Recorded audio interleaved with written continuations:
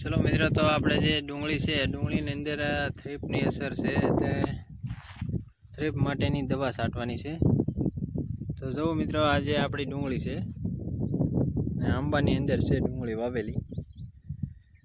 તો ડુંગળીમાં જેવો તેવો રોગ છે, તો મિત્રો એના માટે આપણે દવા લાવ્યા છીએ। તો દવા છાંટી દઈએ અને આંબામાં તે છાંટવાની છે। જો મિત્રો, જે આ આંબા છે, આંબાના પાનેથી એ ખાઈ ગયું છે, તો આંબામાં ડુંગળીમાં છાંટવાની છે દવા। જો મિત્રો,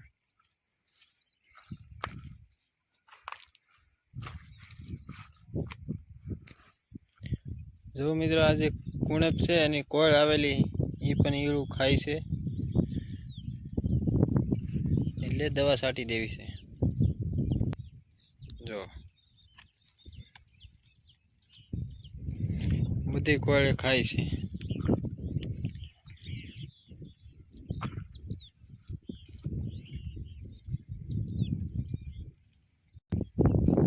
જો મિત્રો, ડુંગળી પણ સારામાં સારી છે,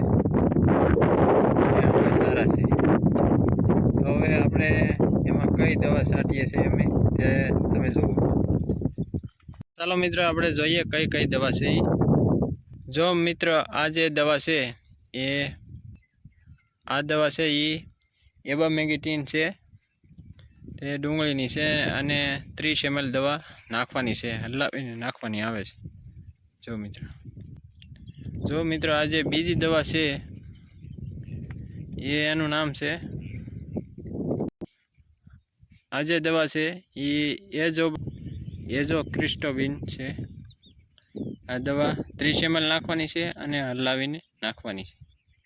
જે આ ત્રીજી દવા છે, જોઈ શકો મિત્રો। તો મિત્રો, આ જે દવા છે એમાં મેગેટિન છે, એ 30 ml નાખવાની છે અને હલાવીને નાખવાની છે।